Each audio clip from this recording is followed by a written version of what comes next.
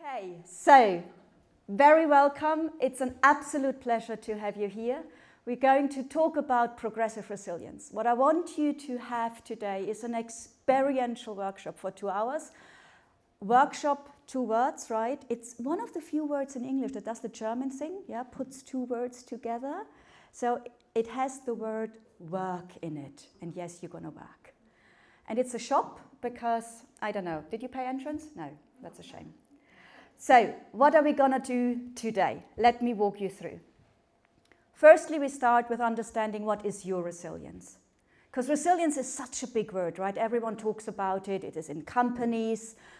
We have a very clear understanding of what resilience is. So I want you to really figure out what resilience is for you. Because at the end of the day, words have no intrinsic nature. Words are only what we give them meaning. And I would like your meaning to go onto the paper, onto the little pads. Then we're going to look at the resilience world. We carry on with looking at how resilience and stress is linked. And then I'm going to ask you the question whether you think you are tough. What toughness is, and where toughness is actually used consistently in our world to make us behave in a particular way so that we are not actually developing resilience at all. Then we go into the true nature of resilience. Then we have a break. And I want you to drink all the coffee and all the tea and all the refreshments that are out there, because it's not very often that Birkbeck actually gives a budget for that stuff, right? So if there is anything left, please don't. Have you got doggy bags here or something? You know, take the cups home. I don't care. Just use it. Then I want you to notice the how. We're not talking about what. We're not talking about who. If you would work with me in clinic, in my private practice, and you would ask me the question, who am I say, it doesn't really matter who you are. Let's think about how you are in the world and how you are translating your being into all the different environments you are living in. And then, of course, at the end of the workshop, we do a building block. We do a practical exercise on how to bring resilience into the world. Does this work for everyone? Yeah? I'm going to ask you to smile a lot at me, simply because I like it. We have cameras here. If you don't want to be on camera, too late. If you don't want to have your voice on camera, I'm going to hang around after the workshop. You can ask me questions afterwards. It's not a problem at all. Is this okay? Ready to go? Yeah. Perfect. So, I want you to take the little pencils I bought and the little pens I created. I'm dyslexic. I had to check 15 times whether this is actually my right email address, right? It is. So I want you to write down what comes up in your head immediately when you think about the word resilience, okay? You can write sentences, you can do little doodles, you can bring down words. I do not care what you do. It's not to share. You take it home, but I want you to write down, resilience for me is, bring up every single word. Thought. Emotion.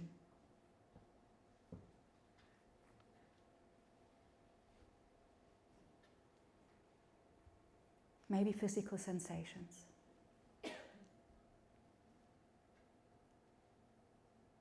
Maybe there are questions.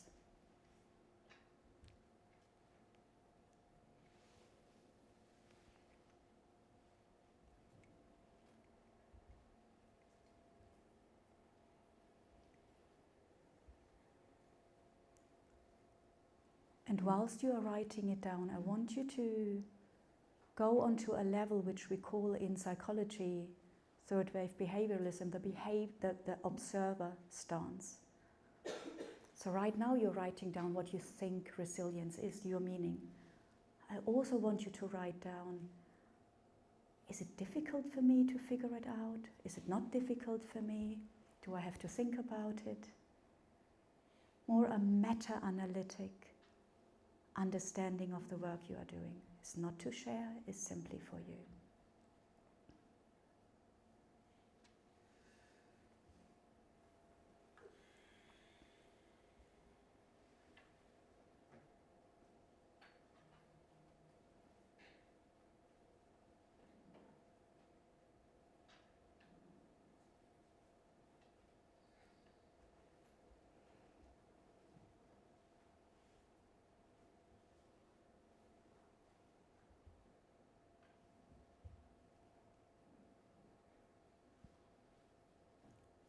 And then I'm going to slowly ask you to come to an end. Write the last sentence, the last thought, finish the last doodle.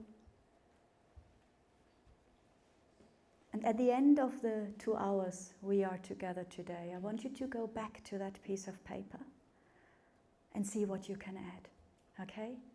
Or what has changed, or what had actually confirmed some of the meanings you have written down.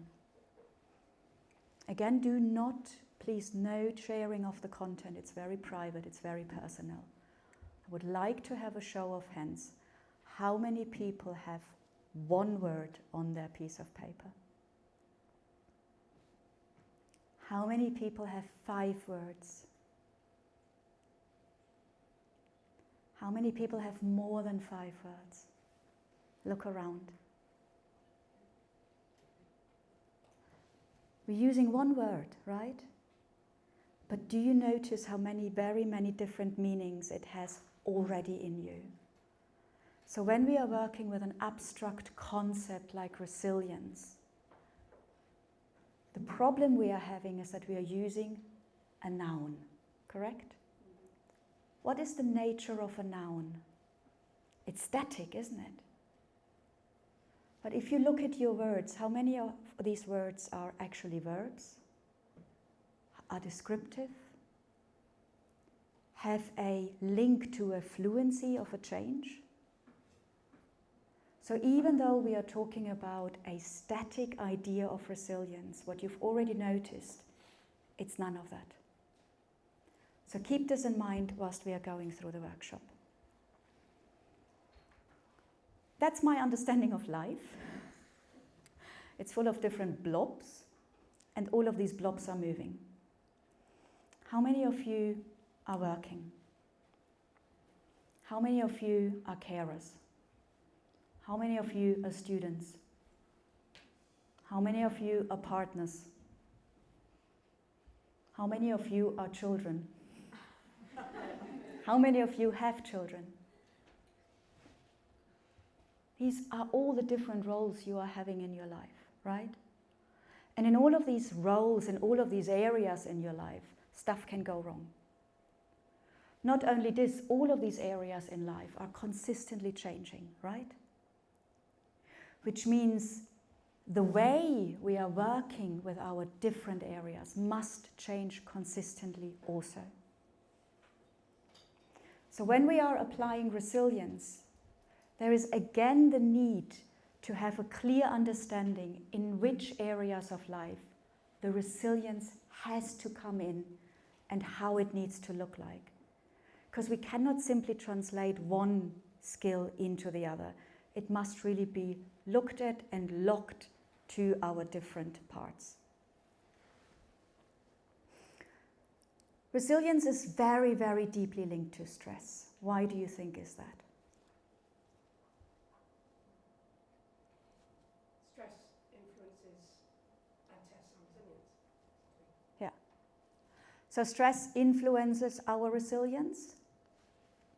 Why else do you think those two concepts are interlinked?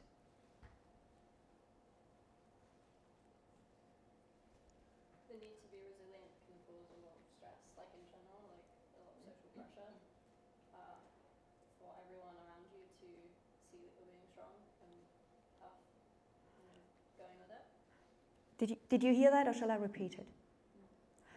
So the stress gives us let me think about so I can bring it in more succinctly. So when we are stressed, we have a particular outlook on life, but also the resilience we are using or we need to have changes with the level of stress that are applied to us from society. Is this what I heard correctly? Why else? Because you're fighting and that causes stress. Because you have to fight something that is not going how you would expect it. Yeah. So stress could go into our fight and flight, which it of course does. And then we can go into areas, we can have behaviors which are not really helpful, or they don't go in the way where we want to go or need to go. That's also possible. The thing about stress is that it's actually quite helpful, right? If we are not stressed at all, so if we have too little stress, we are inactive, we are not getting out of bed. By the same token, if we are too stressed, we are not getting out of bed either, because we are in the burnout zone. So what we need to have, we need to be working on an optimum level of stress. But what is an optimum level of stress? Do you remember the slide before with all the blobs? Because everything is moving all the time. We cannot say that there is this particular threshold of stress that is helping me in a generalized way. What we need to start understanding is how do we feel and what markers do we have in any given moment, and how do they link to our experience of the stresses that are put onto us. Now, there is a very beautiful way of looking at stress by Cox and Mackay. Have you ever been shopping? Have you ever been in a queue? How many of you like queues? Thank you. It's England. I always hope everyone says I like queues. The Germans hate queues. If you ever go to a German bakery, it's survival of the fittest. I mean, there is enough bread, right? It's not that it's rationed. But honestly, you try to buy a bread where I come from, wow. Right? Here it's really beautiful, everyone queues, but we don't like queuing, do we? Have you ever been in a queue and there is somebody in front of you and starts paying with money? Not with a beep beep, right? Yeah. And you're totally relaxed because that's how the world is. And then you go the day after, same scenario, somebody takes out money and starts paying, and you really get angry. No? Never ever? You want to push the person through. I mean, it's money. Just beep. Same scenario? You different. So what we used to say around stress is this idea that the outside world stresses me, and then I am reacting to the stress. That model by Cox and Mackay actually talks about differences. It talks about that we need a cognitive appraisal of our capability versus our demand in order to feel stressed. That means when you have a day where you're not so good. How many of you have just written exams? Handed in dissertations? Are you stressed? Don't go shopping. So the moment we are having an imbalance between our perceived capability and the perceived demand, we are generating that stress response. Working with stress appropriately is what resilience can help us. So what we are facing here is not only the fluidity of the concept of resilience, but we are also facing the fluidity of the concept of stress. Because the same situation does not elicit the same reaction in us. Does this make sense? So when you are, how many of you are driving? Yeah. How many of you are using a lot of vocabulary I have no idea about in English whilst you are driving? Yeah. Do you know there is this theory I was taught when I was here at Birkbeck, why we swear so much in the car? I hope that is a theory, or maybe I've just dreamt it up, because apparently the car reminds us on a womb. We feel so. Yeah. Psychologists are weird people, come on. But it's a beautiful theory. But what we are actually facing, let me just say this again, are two different things. Resilience is fluid. because the skill we are using must be appropriate to the situation, to the environment, and where we are at a particular in particular time. We only need it when we are stressed, correct? But when we are stressed, when the stress cycle starts, is again dependent on our perceived capability and the perceived demand life puts on us. Why do I give you theory? Because when I work in clinic and people come when they say, I'm super angry all the time, right? Or I'm super anxious all the time. Or I'm totally sad all the time. What we could say is that these three emotions are actually defining emotions for stress. What these emotions tell us, however, is what type of stress we are looking at. Does this make sense? I mean, stress is a very fancy word for what? What do you think? I know you thought you get entertained tonight and now you got to work. That's why we don't give tomatoes, because by now you would throw them at me. So, what do you think? Pain? Yeah? If pain goes in the right, I mean, if I step on your foot, you feel pain. But this gives you, it's a very particular thing we are looking at. Exhaustion? More frustration? Anxiety? Fear? It's a threat, isn't it? The moment you are threatened by whatever, that's actually when we are stressed, correct? So now I have made the claim that we have an emotion of sadness, an emotion of anxiety, an emotion of anger, right? And I blame us psychologists that these emotions have gotten a bad rap. These are the negative emotions, aren't they? What are the positive emotions? Happiness, right? Everyone wants happy. It's so overrated, trust me.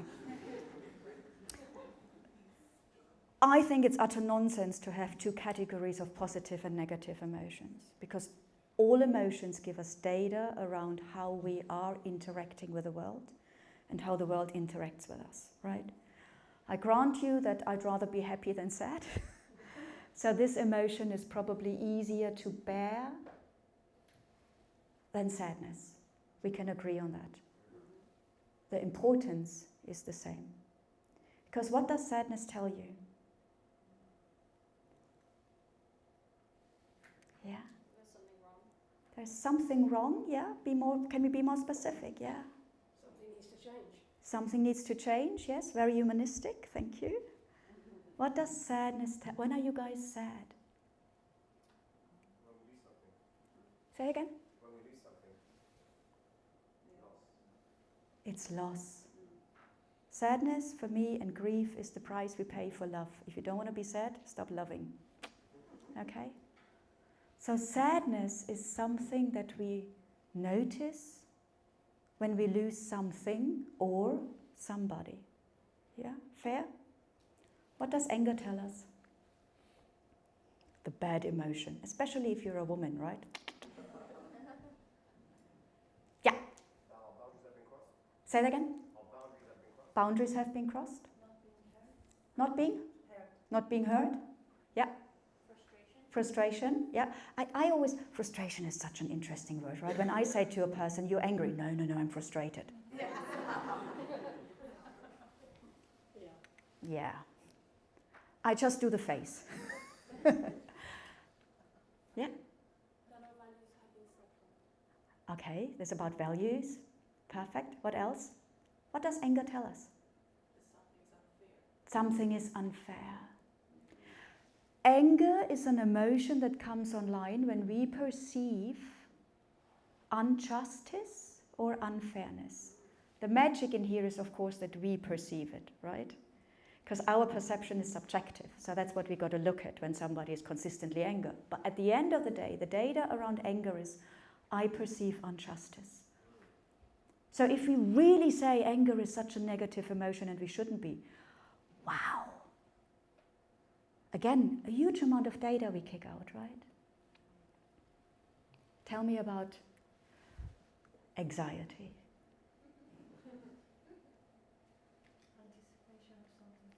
Say it again. Anticipation, can be anticipation, right? Fear. I prefer that word. Anxiety, oh my God, it's such a posh word of fear, right? Something happens, I fear does harm to me. Yeah? Again, imagine you wouldn't be anxious. You would not survive crossing the road, would you? Because the car would come and you would say, hey, BMW, drive over me.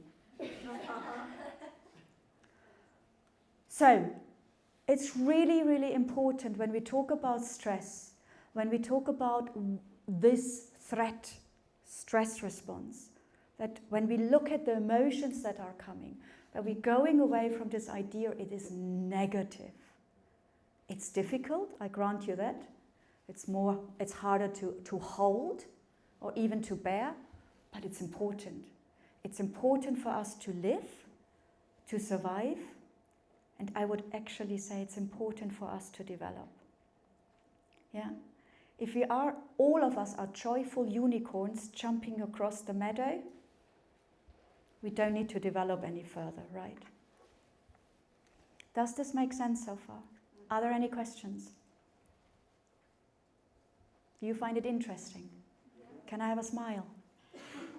Oh, you're smiling now, thank you. Are you tough?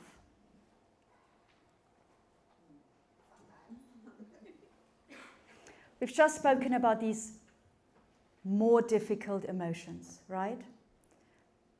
All of you are working. I'm pretty sure that in your work life, if you just stay with the work life for a moment, you have all of these emotions, correct?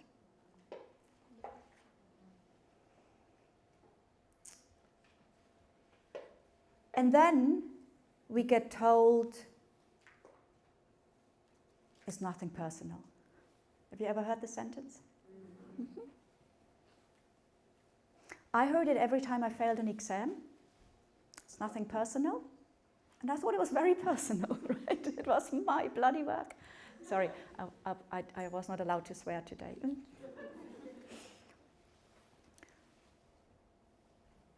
Have you ever lost a job and people said it's nothing personal? It is really personal, isn't it? I don't know what the sentence actually means. I understand the words. I don't understand the meaning. Because if you talk to me, it's personal. The difference is it has got nothing to do with my worth. It's still personal. So this idea of toughness, I think, cannot be described in words. It can only be described with emotion. It's this. We should be able to brush it off. Have you ever heard that? Just brush it off. Just be the bigger person. Just step over it, right? How many of you work hours which are ridiculous? Really? The rest doesn't? I don't believe a word you're saying. Yeah, I just get another 10 hours done. Yeah. I want you to write down. Oh, by the way, when a German says I want you, it's actually a nice invitation. So my invitation to you is right now, write down when you were told that you simply need to be tough.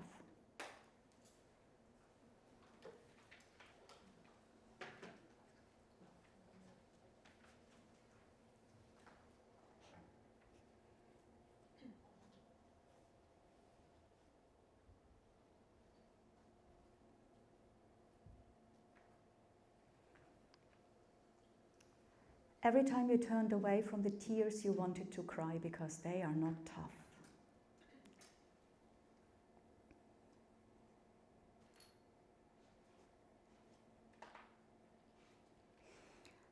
Every time you said, the anxiety I'm feeling I shouldn't feel.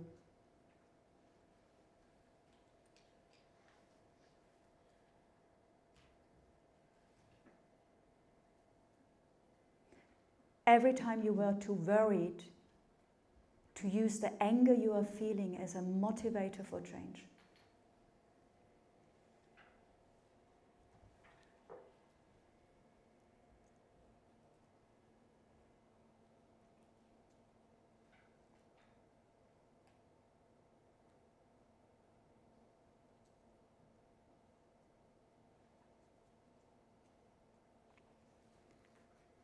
Every time you thought, I should have gotten over it. Why am I still sad?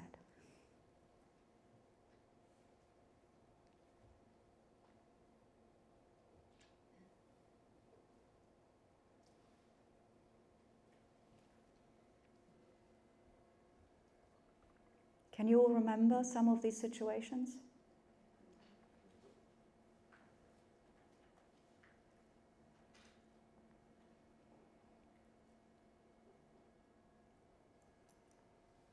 What you will notice, especially in the working world, resilience is sold as toughness.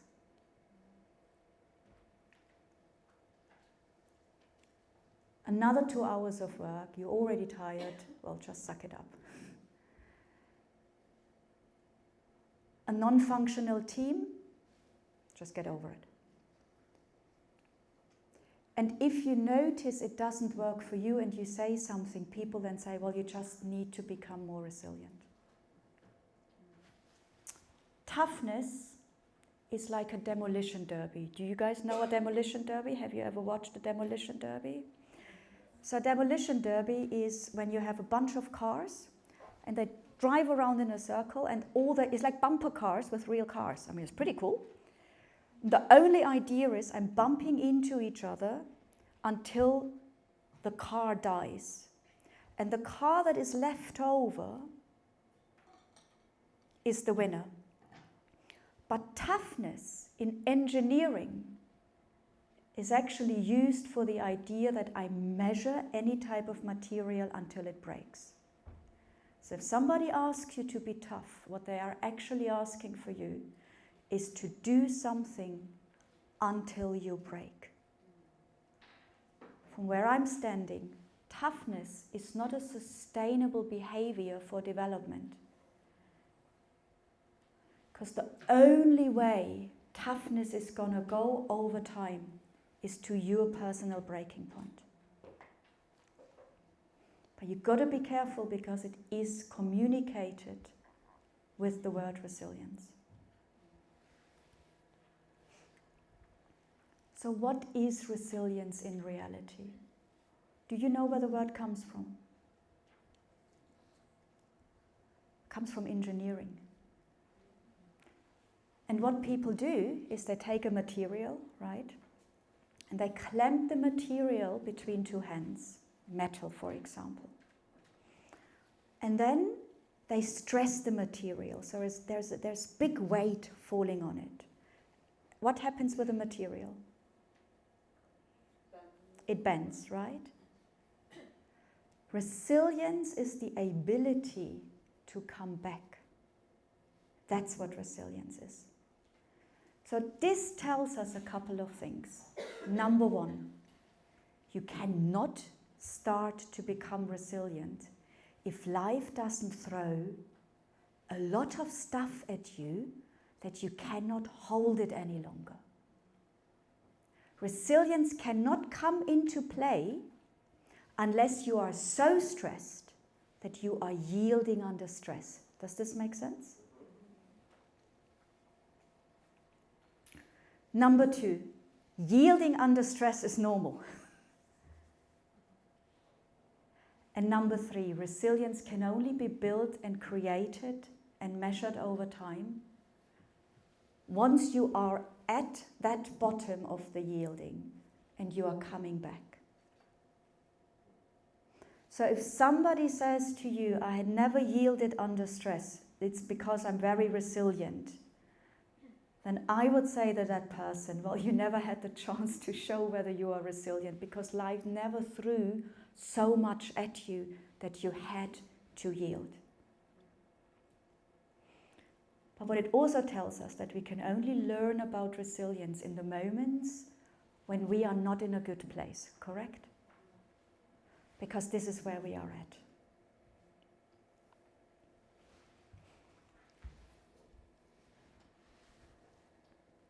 Yeah, go for it. What does it mean to yield to stress? Does it mean to like just not do anything, or like what does that mean? So not doing anything, let me go back to that one, is already here. Yeah. Yeah. Is that yielding to stress? I think that's when you are actually starting to break, Okay. right? So the yielding would be in this area, right? And it can have, of course, many phases. It can start with sleep problems. It can start with change of mood. It can be, you look differently. But we will go into that partly now, but partly in the second part. Is this okay? So when you are not leaving bed any longer, then this is basically when I would say you definitely need therapy, because this is a dangerous point. Yeah. Any other questions before we move on? So I want you to think about a time where you would say, I was pretty stressed, right? Do not go where trauma is, please. If there are people in the room who have had trauma, that's not where we're going. If this triggers something, you come to me after the session today and then we can have a little debrief. I want you to go to a place when you were stressed. Have you all got a situation in your head? Yeah? So I would ask you now from a unit point of distress, 0, cool as a cucumber, 10, totally distressed. Go to a point of 4, 5. Yeah? Have you got a situation? And now I want you to think about the following. How did I feel in my body at that time? Sensations. Yeah? What type of emotions? What type of thoughts were running through my head? Now the difference between thoughts and emotions is one word. Yeah? Thoughts, you can write a sentence. And then also write down, what did I do? So action, I would see if I would sit on your shoulder. But equally, what did I not do, or what did I stop doing? So let me give you a recap. Think about the situation. You can close your eyes for a moment. Evoke the situation and then think about, how does my body feel in that moment? What emotions are coming up?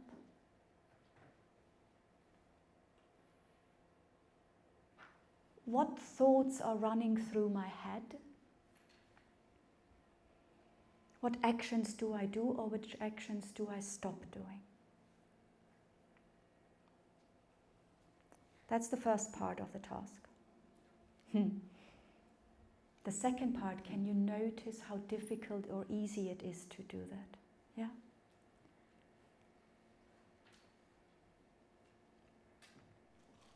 Also notice whether you have access to some of these things much easier. So maybe I know my body more and my thoughts less.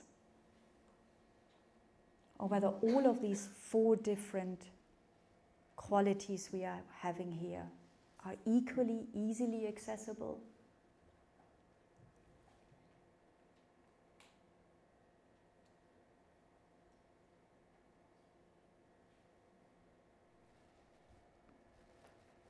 So which one was most accessible for you? How many thought, I know how my body is when I am stressed? So you've got markers here, right? How many of you say, I know very well how my mind is thinking or how my brain is thinking? Emotions? And how about actions? Do you know which actions you do? Or have you noticed that there are a lot of actions you don't do any longer? So what we're doing here is, we're doing this a lot more in the second part, what we're doing here is we are starting to create an understanding in you which is stress response but individualized, and when do we need resilience and what type of resilience individualized also. These markers you are having right now are markers you can carry out and carry on and take with in every situation in your life, right? These are the red flags we need to listen to in order to not go to the so-called breaking point. How many of you sat there and thought, yeah, I don't really know how my thoughts are in this moment?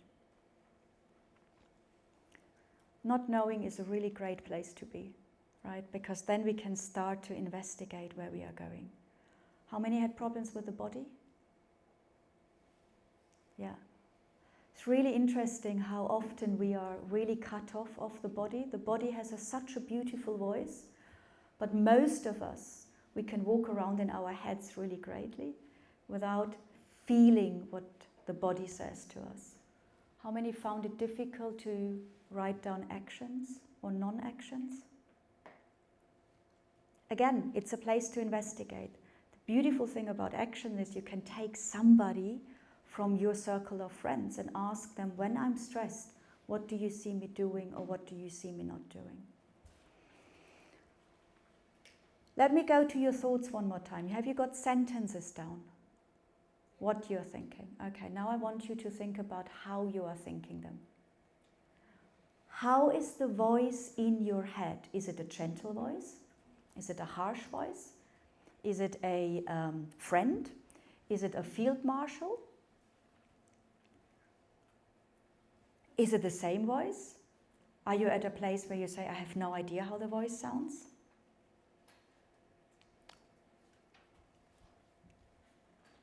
We do not only change what we are thinking when we are getting stressed, we are also changing how we are speaking to ourselves, right?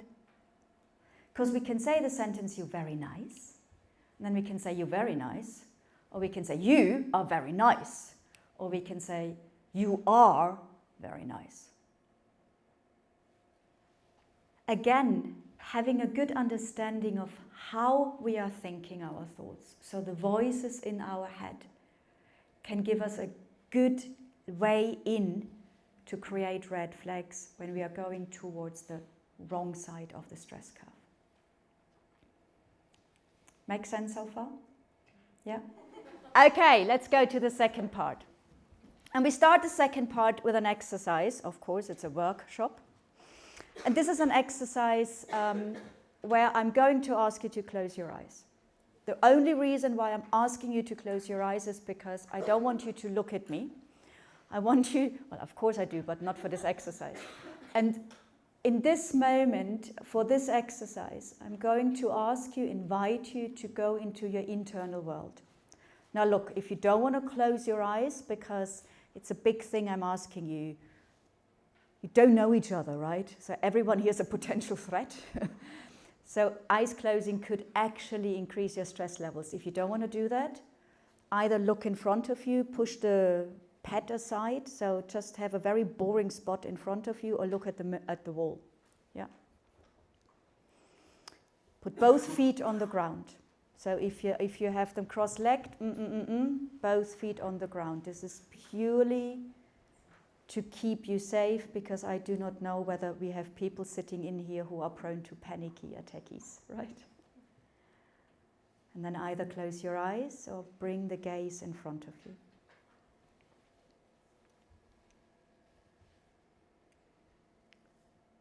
And the next step is to put your hands on your belly.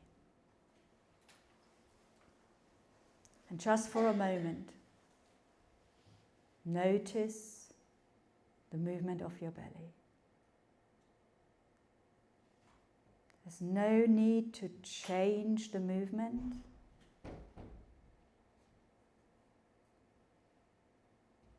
It's noticing the breathing in, the rising belly. Noticing the breathing out, the falling belly. Noticing the in-breath. Noticing the out-breath. There's no need to change the rhythm of your breathing. This is an exercise of observation.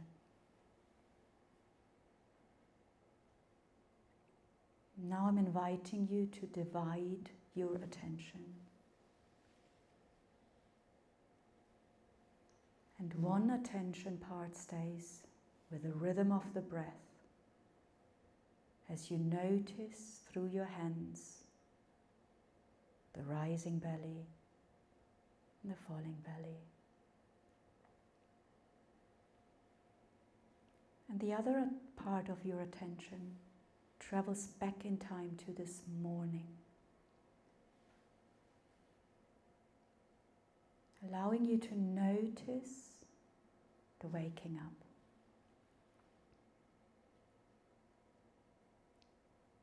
Remembering emotions, thoughts,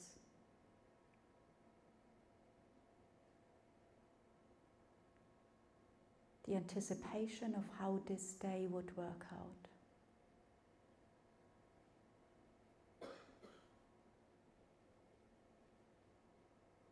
And then travel through getting up, and doing your early morning routine, or your not so early morning routine. The bathroom, maybe breakfast. If you're living with somebody, the interactions you have.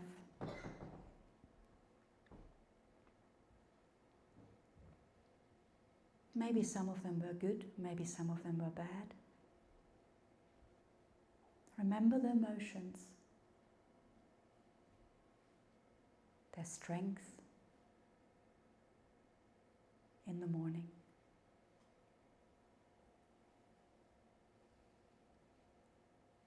And then we move to you traveling to work, to see friends, wherever you went, or just to the living room.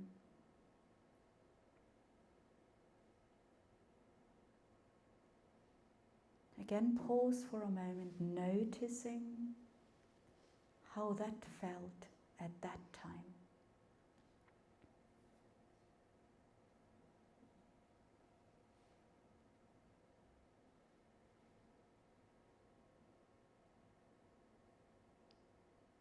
And should you have been at work, what type of interactions did you have?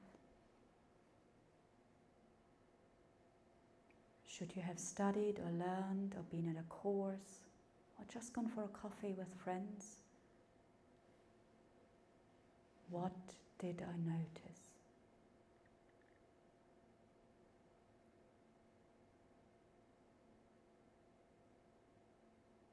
Maybe anger, maybe sadness, joy, maybe worries.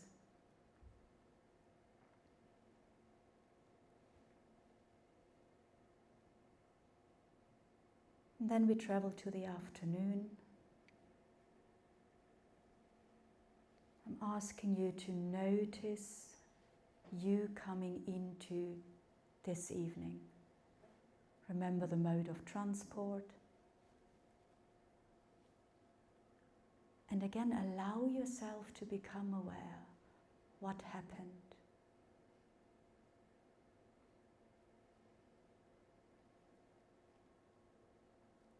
Arriving here at the lecture hall, sitting down, what did you notice?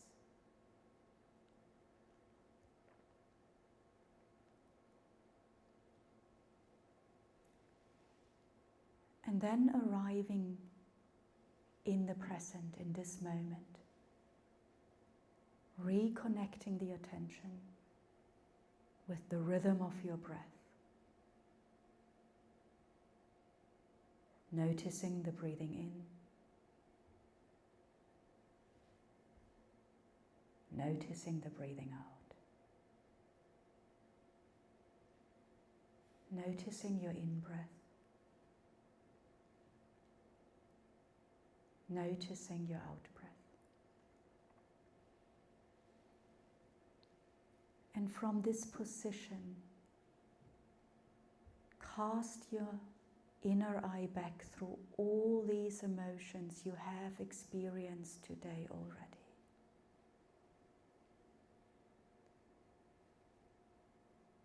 emotions that seem so powerful in the moment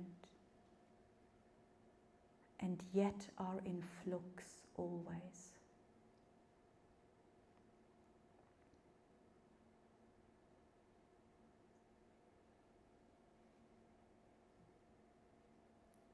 And then allowing yourself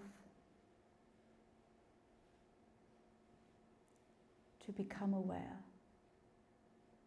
that one of the most powerful skills we are having in being resilient is knowing that every single emotion, even when it's most powerful in the moment,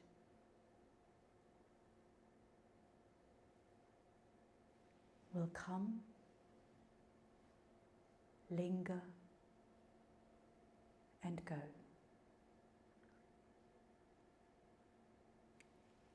And the evidence for that is in your life, as we've just noticed.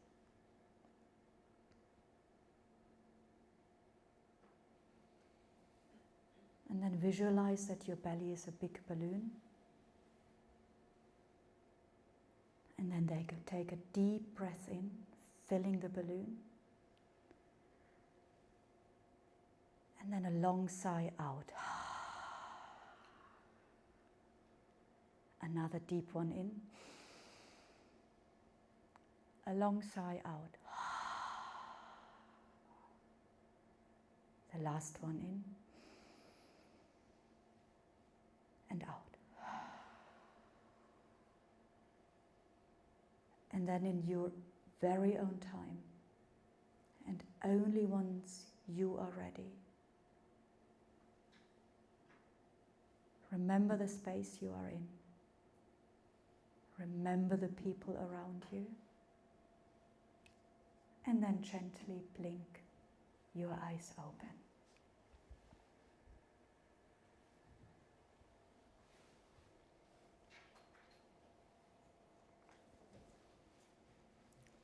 We looked at resilience. Remember, that was the first thing you wrote down. The understanding of resilience you had when we began today. We looked at the resilience world. These were the blobs. We looked why stress and resilience is so deeply interlinked. We differentiated toughness from resilience. And the reason why I call it progressive resilience is because it's not static, but it's consistently changing and building. And then I've asked you, how are you when you are stressed? Noticing the how.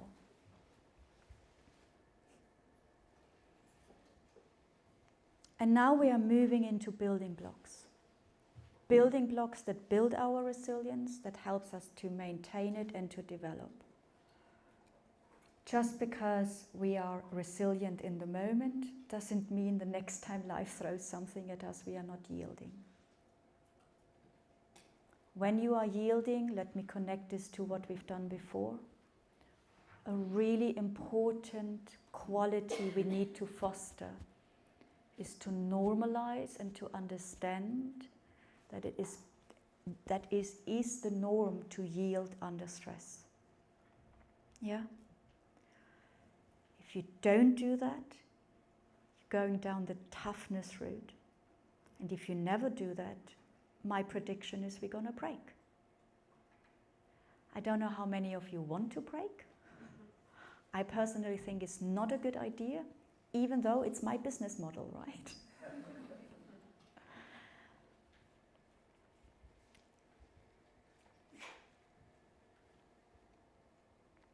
For me, one of the most beautiful tools is the barometer or thermometer. When I used to give these talks, I used to draw them on a whiteboard, which made it look even more like a penis, which wasn't a problem in Germany. And then I gave this workshop in England, in Berkhamsted, which is Hertfordshire, in a hospice. I loved it so So anyway, everything is phallic on the world anyway, so you've got to work with your penis. I also used to have an explosion at the top, which did not look good at all. So hence me trying to can I say penalize? But that's different, isn't it? Okay, so we spoke about it, yeah? We can move on. Not really. We're going to do something which we've already done. But now I want you to really think about a proper stressful event, yeah? I'm going to give you around, 4 or 5 minutes. And you're going to write down, it's not to share. When I am stressed, and this is stressed, right? You are either exploding or you are imploding. This is not British niceness any longer, yeah? You are ready to, I don't know, if I say take out the Kalashnikov and want to kill the rest of the world, it's probably not appropriate to say that, but that's the energy we have, okay? This is the level of stress I want you to connect now with. We all have them, so we might as well look at them rather than trying to hide them and say, oh, but it's not me. Of course, it's all of you. It's all of us. I have them on a frequent basis. People who work with me know that. Write down your emotions. Write down what you are thinking. Write down how these thoughts are presented in your head. Yeah? Is it still the nice voice, or is it the field marshal? Write down what you're doing. Write down what you are not doing. Okay? In the same way you are writing down content, it's a bit of a stuff now around third wave behavioralism. The way you are writing down content stuff, I want you to also think on a more meta-analytical level. Write down how easy or how hard it is to know these things. And if there is something that is empty, that's perfectly okay, because we are now planting seeds, that the next time you are imploding or you're exploding, you can say, hang on, there was this weird German, and she said I should notice how I'm writing down. And that's perfectly okay. Ready? Write the stuff down. Be as honest as you can.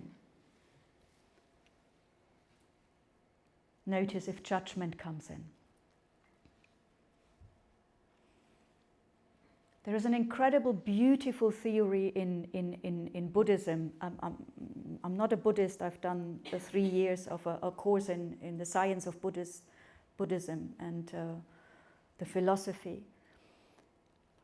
And one of the sentences that stayed in my head was this idea of the thing that is most courageous is to look in the mirror and to see yourself for who you are. Allow me to rephrase that, to see yourself for how you are, without judging. It's the hardest thing to do for us because we very quickly go into the yes but. And shame and guilt are really big concepts, especially in our Western world. So what I need you to do is to try to be, we kick out the word try. What I need you to do is to be as honest as you can. What do I do when I'm exploding or imploding? What don't I do? Emotions. Remember, emotion is one word only. Thoughts. What is my mind? What is my brain producing? And how are these thoughts presented to me? They're loud. Are they quiet? Are they facetious? Are they gentle? Probably not. Are they fast? Are they slow? Are they repetitive? Are they actually quite horrible? Is it a voice that reminds me of somebody? I don't know. You got to figure out what it is. And then, how does my body feel? Sensations. Where do they sit?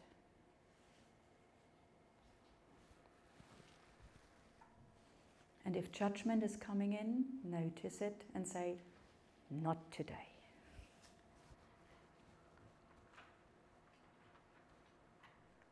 The moment you have an empty space, write down to be investigated.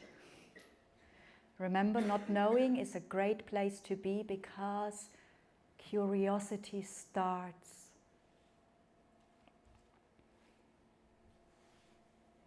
Okay, can we come slowly to an end, or do people need more time?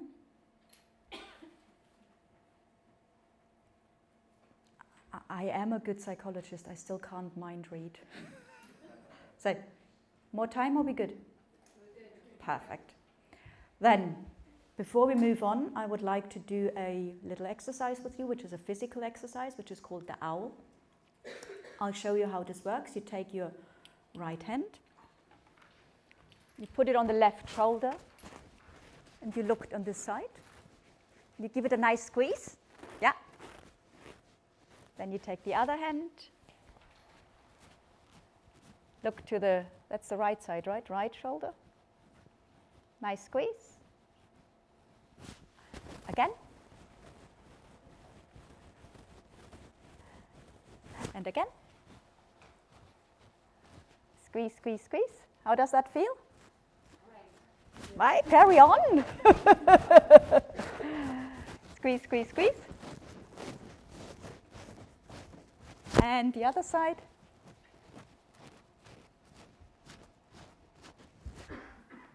Brilliant.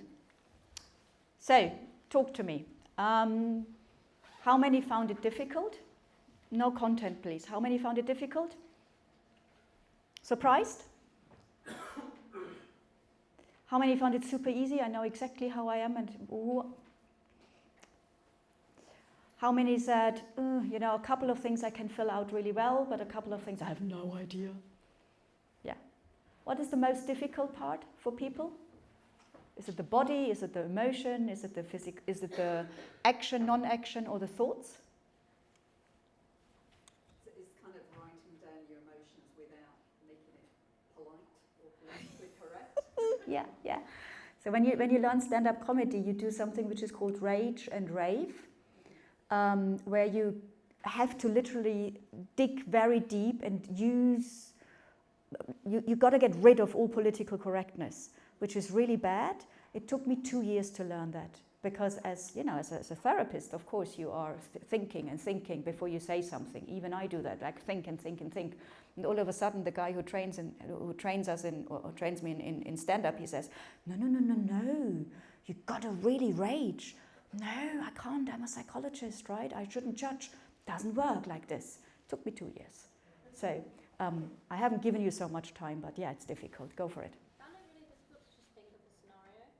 Like, my brain kind of just shuts down whenever I start to think of like times when I've been angry or like stressed to the point of getting angry. We don't even go there. Yeah. Interesting, right? Not even allowed to go there. And this is just thinking. Yeah.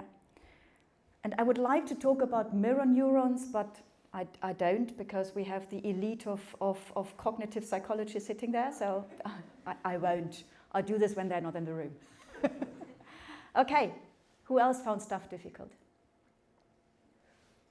I found trying to articulate my thoughts difficult. Yeah. I simply just put, Yeah. So, and I couldn't think of any, I couldn't understand, Yeah. I think, what actually thoughts were. Brilliant. Such a beautiful piece of insight, right? From now on, you will listen to them differently. What I want to say is you will probably go to a place where you think, wow, now I think much more. You don't. You're just more aware of it. Sorry. Okay, what else happened? Yeah. Struggling with behaviors. Say that again. Struggling with behaviors. You struggle. So action, non-action? Yes. Specifically non-action. Mm-hmm.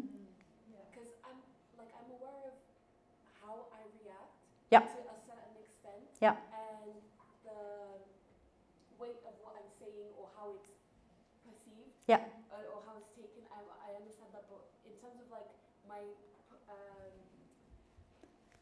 gestures. Yeah. And like the things I'm not doing. Yeah. I need to investigate that. Yeah. It's exciting, isn't it? Yeah. So the next time you freak out, brilliant. I'll pay attention. Yes, you pay attention. Look, guys, this is the beauty about these things, right? Because when we go there, how much shame is involved with that? Yeah, how many of you have, I did it again. Should I put the oops in there? Oops. If we don't investigate, then we can never change, right?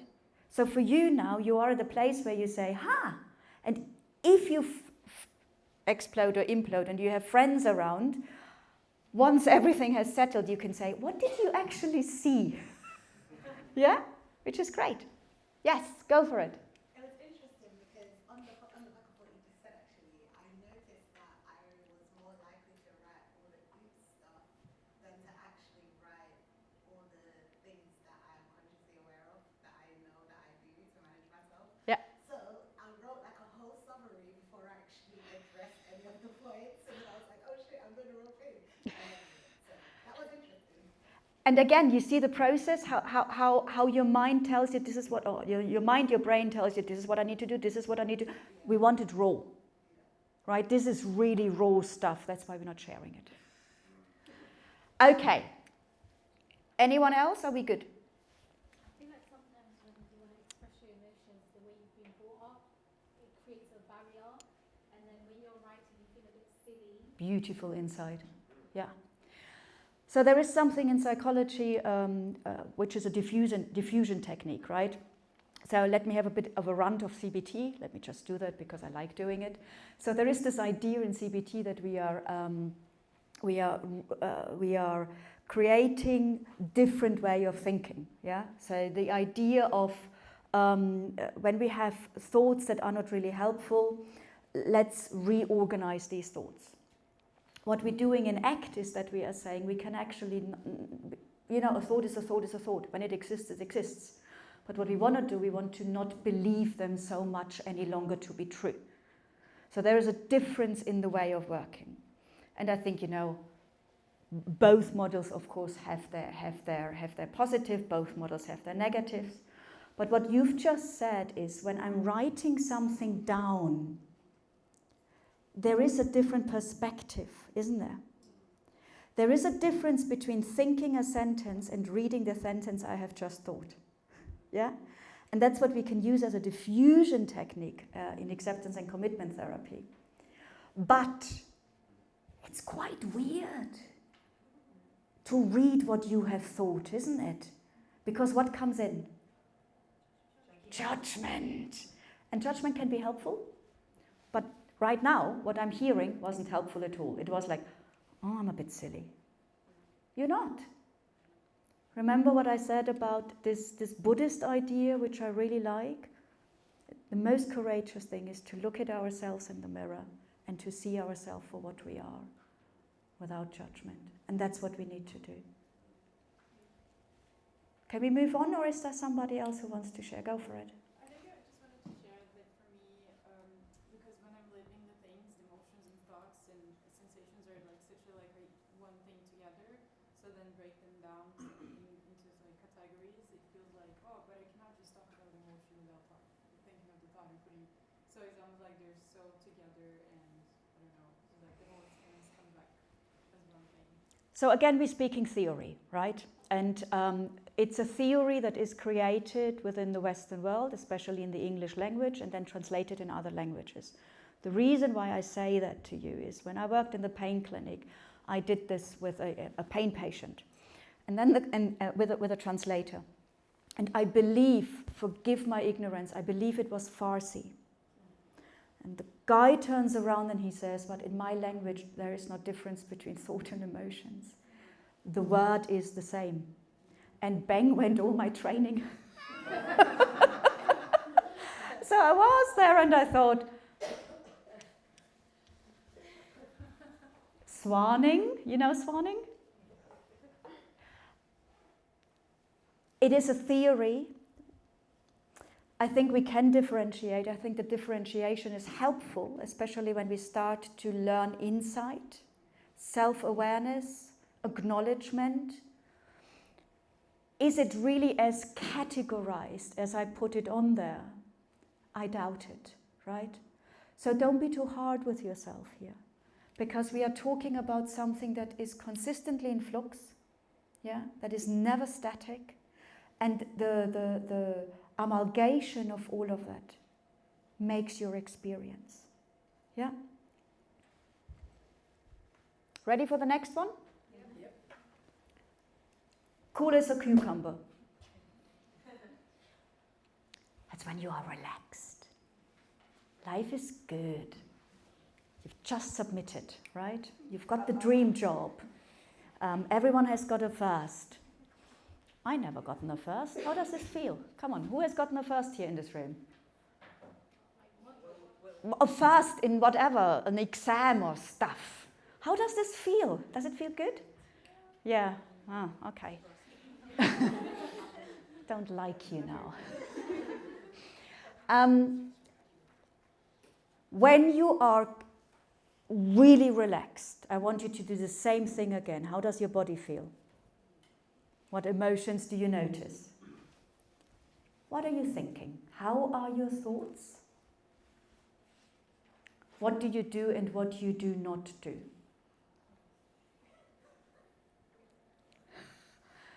Lecturers are never at the time where they are relaxed. If you turn around and you look at them, they just shake their head and they say, this does not exist. Write it down. Again, I give you a couple of minutes.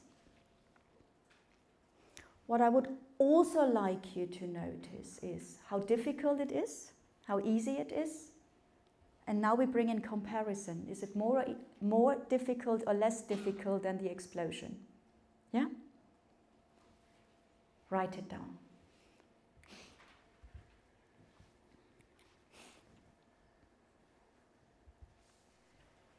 If you are sitting here and you say, I have no idea, this could have various reasons, right? One of the reasons is your stress levels are consistently quite high. If this is the case, let's have a chat later on. Not helpful. It could also be that we are not aware of when we are not stressed, right? Again, not knowing is a place of great discovery. Yeah.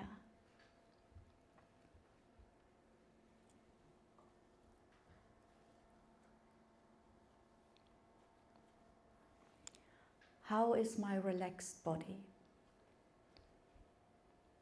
I call my body a she, so I'm going to ask the question for myself. How does she feel? How is her jaw? My shoulders?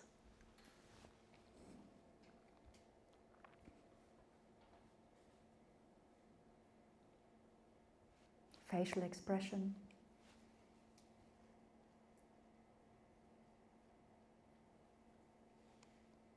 Hands?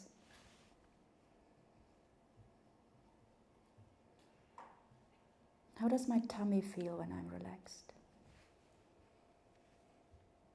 Where's my breath?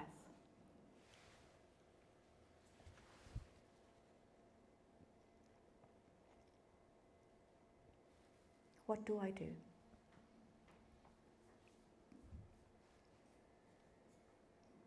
How are my eating habits? Is this the time you have the second bottle of wine? The line of cocaine? When you ask your best friend who has now eventually the ADHD diagnosis to just give me a bit of your Ritalin, please, thank you very much. Or is this where you say, nah, I don't need any of that? I don't know what you do when you are relaxed.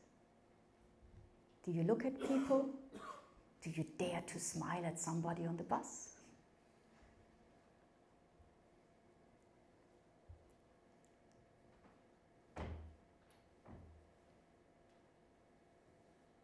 What don't you do?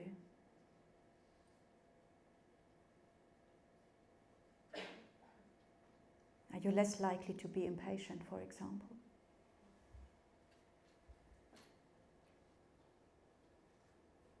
Which emotions, remember for today, one word only, which emotions are arising?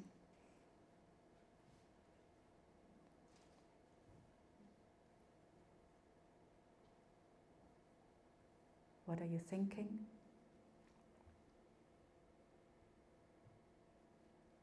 And how are these thoughts presented in your head? Is it a gentle voice? Are the thoughts fast, slow? Are they creative? Are you ruminating?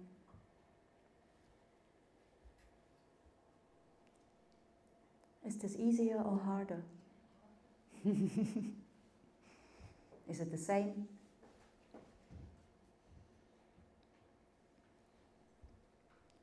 And then again, slowly come to an end.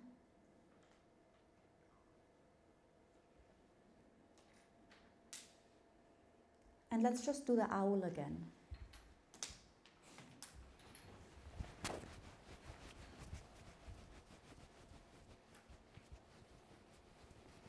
And the other side. And really give it a nice, a nice rub here. Loosening this muscle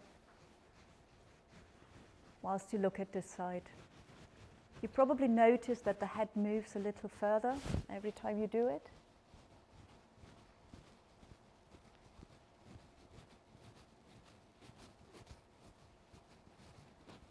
Yes, you can actually look at each other and smile, right? I like that. That's a great idea. And then one more.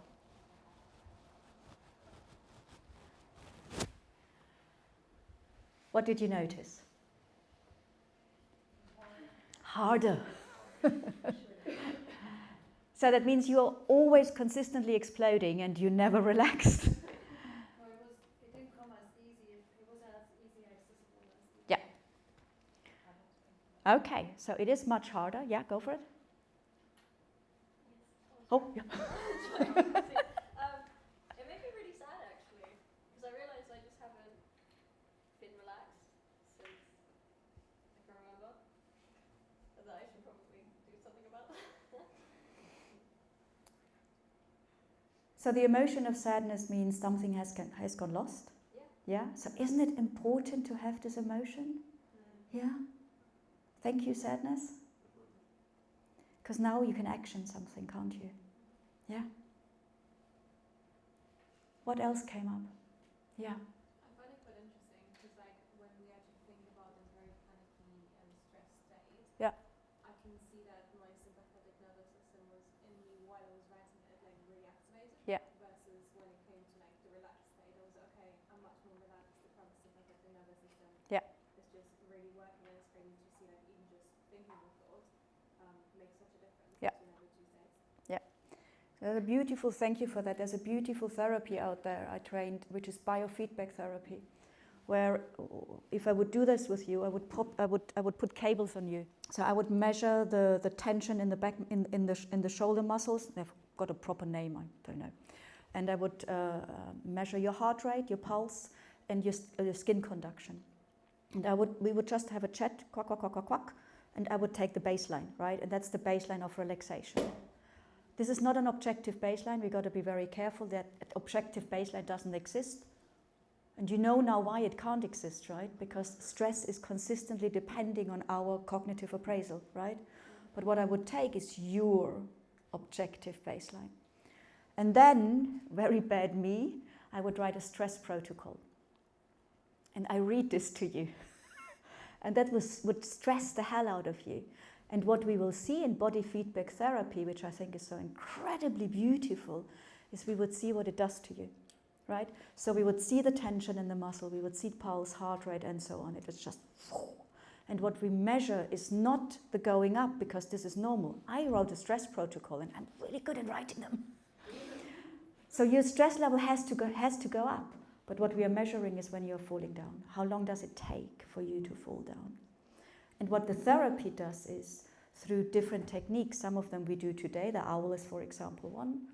The coming back home relaxation we've done at the second part is another one. What we are training is that you can get your stress levels down to your objective baseline much faster, right? But you've just initiated this in yourself. So we don't need the fancy cables, it just looks better. And you can see it, right? We believe what we see, don't we? That's why it's so good. If you don't know how you are when you are relaxed, how the hell are you going to evaluate that you are not? You have to have an understanding of this, right? So if you're sitting here and you say, okay, but I don't, that's the next step of inquiry. When we think about these levels, when we think about, but when do I actually put a resilient skill in? When do I go to a place where it is not helpful any longer? Let me just go back, and this is what was your question at the beginning, right? Let me just flip back quickly. When are we going to this part?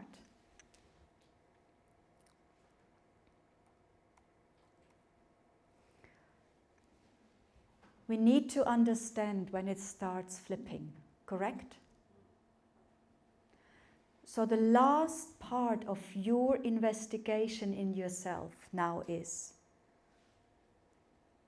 how am I when I'm moving from cucumber state to explosion state? What are the changes in my body when I'm moving up? How are my thoughts changing from I'm relaxed to I'm going into this high level of stress? What does my activity do? What are my thoughts? I tell you why this is so important. We don't have to do anything when we are down here, correct? You can't do anything when you are up there. If you want change, you need to understand this part, because this is when we have to implement the building blocks of resilience. Does this make sense? So now I need you to write down. Did you hear that? I need you. I need you to write down. What is the sensation in my body when I'm moving up? What are the thoughts? How are they presented? Actions, non-actions, emotions. And of course, on a meta-analytic level, is this easier or is this harder compared to the other two states? I give you only a couple of minutes.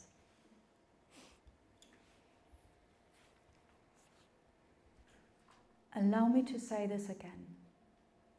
It is great to fill out stuff and to know. It is equally important to notice the blanks.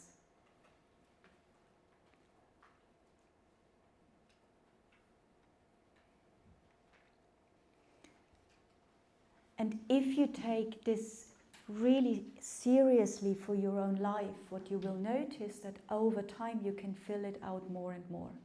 That more information and more data comes into it across time.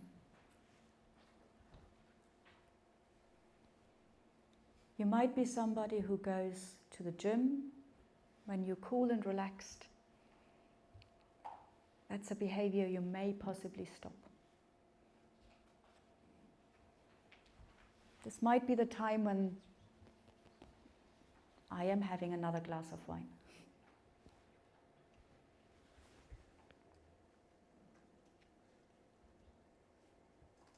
If you're in a relationship, for 85% of the couples, this is the time when sex falls through.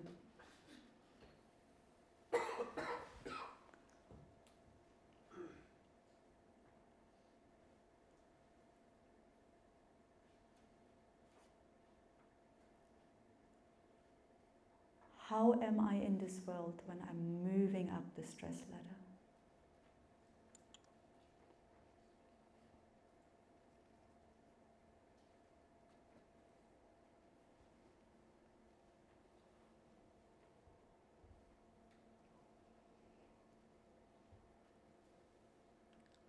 How many are sitting here and finding this really difficult?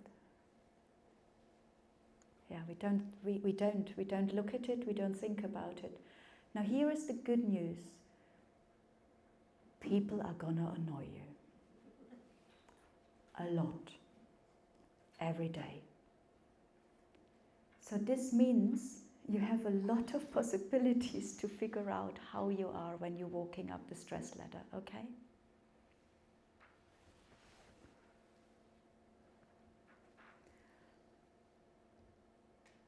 Ready? Perfect.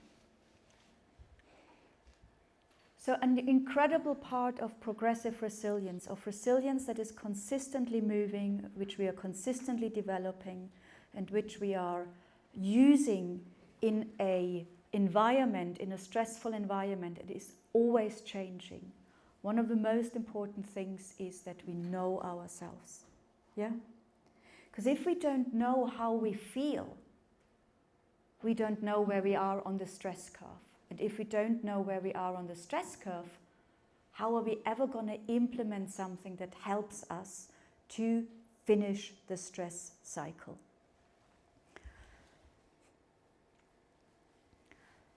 I think here is a really interesting thing. Has anyone ever heard this sentence, when you are really stressed, just calm down?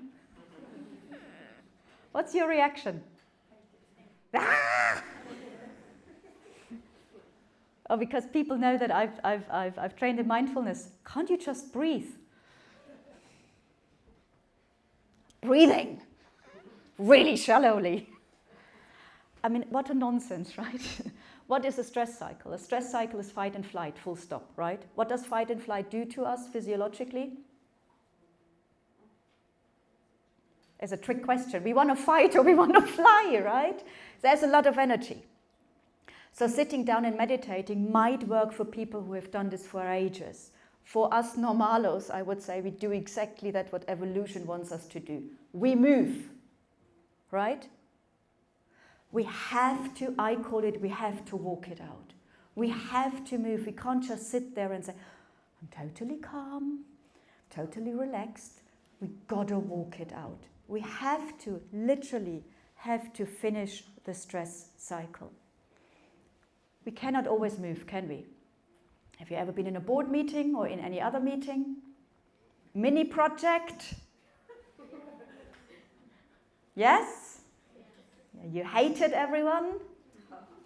I did, still do 10 years later.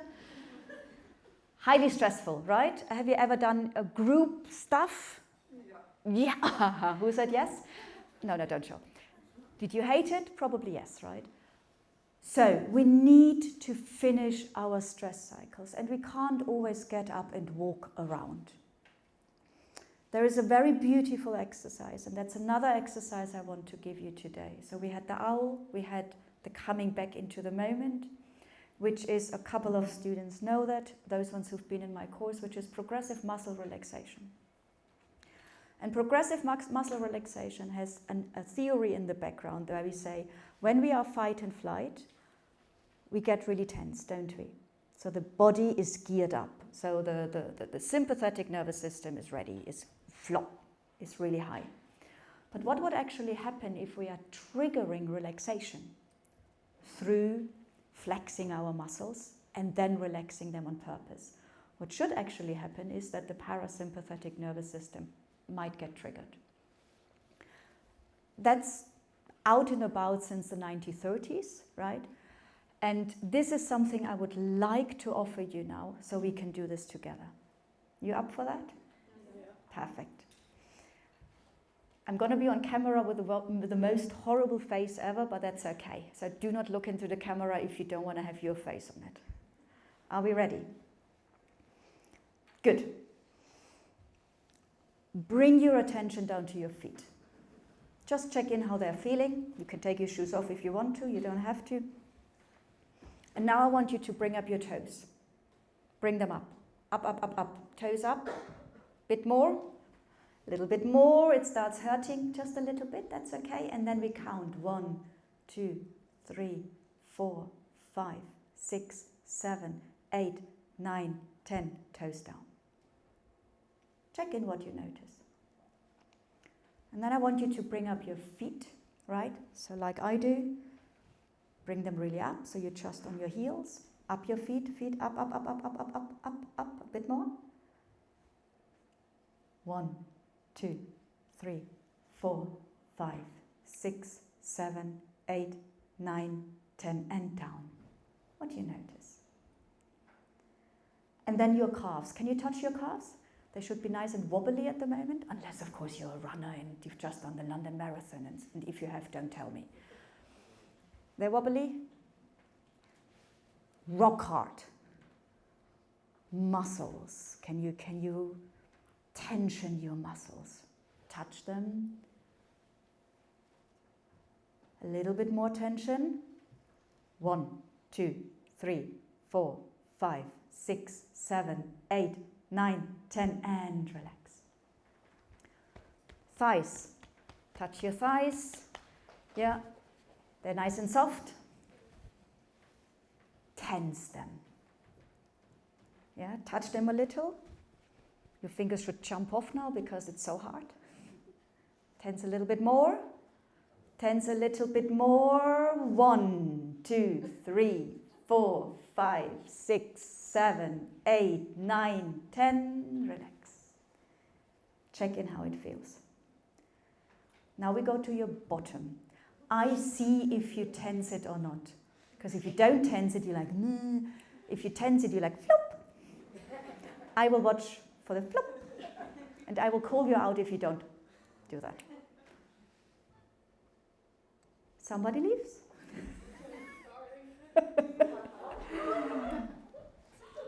Notice your bottom, how does it feel? Tense. Oh, good one.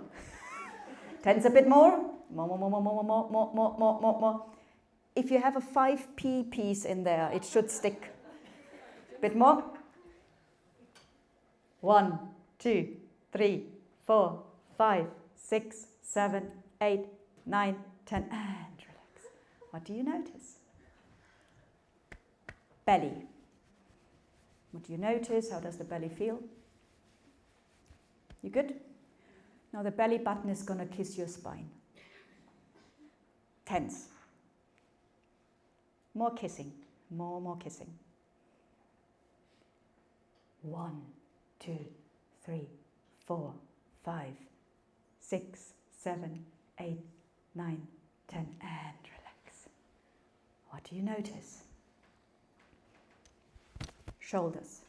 Be careful because these are very tense muscles. I want you to bring your shoulders up to your ears as much as you can. Bring them up a little bit more. More. I can see people who are not doing it, so the rest has to suffer. It's like boot camp or something. 1, 2, 3, 4, 5, 6, 7, 8, 9, 10, and relax. How is that? Boxing, hands. Yeah, so you really want to hit somebody? And then triceps, biceps, both of them. They got to start shaking. If you don't shake, it's not going to work. You shaking? Yes. 1, 2, 3, 4, 5, 6, 7, 8, 9, 10, and relax. What do you notice? And now we do the nice part, we do the face. That's the beautiful, beautiful, beautiful way. How many of you are professional smilers? So working in retail or in a reception, concierge? Yes, that's the best way because it's part of the uniform, right? Okay, bring your brows together. I can see now who uses Botox. Nose. Cheek. My voice changes a little, it's just because of my facial expression. Lips. You can see I'm not using Botox. Mouth. Ready? Oh, I wish I had a camera now. You look as ridiculous as me. Stop laughing. 1, 2, 3, 4, 5, 6, 7, 8, 9, 10. How is that? And now we do the whole body. Up with your toes. Up with your feet. Hard calves. Super tense thighs. Belly button kisses the spine. Shoulders up to your ears. You're ready to box. And now face. Come on, give me face. A bit more. A bit more. 1, 2, 3, 4, 5, 6, 7, 8, 9, 10.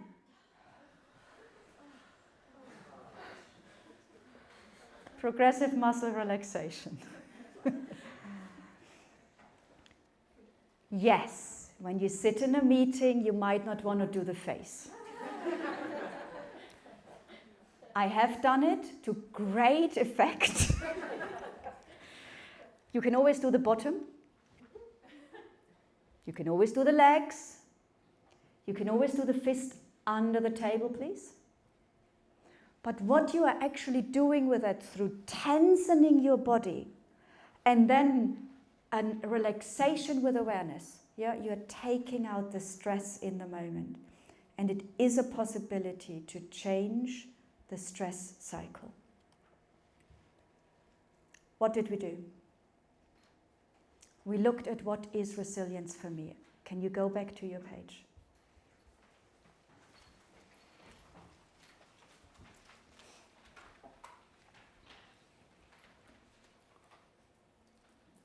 Have we added something to that knowledge? Have we changed something?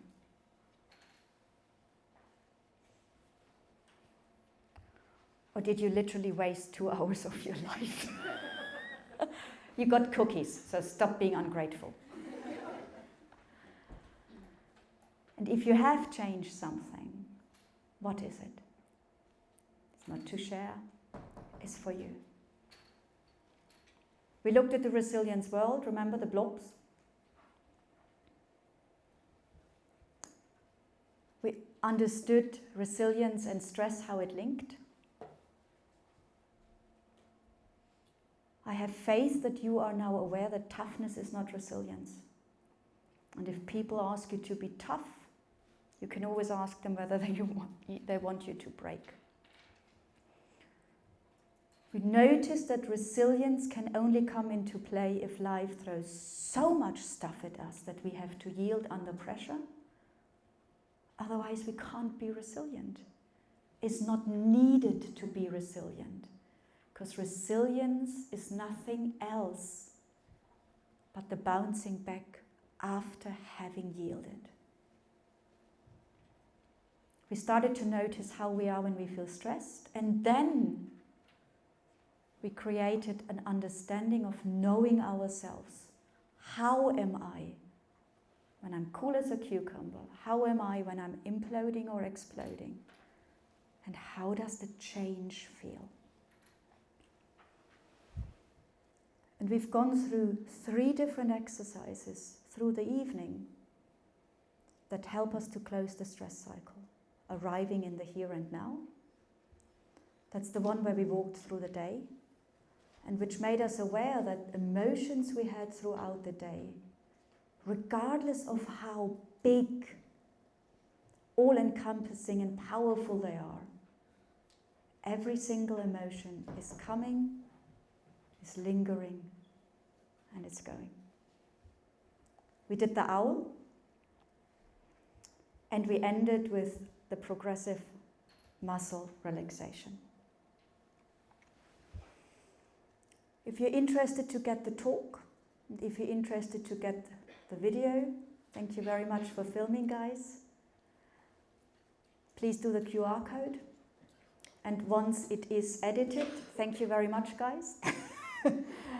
I will send it through to you. I can just say thank you for spending 2.5 hours of your life with me. I hope it was helpful. And if you have any questions, just let me know.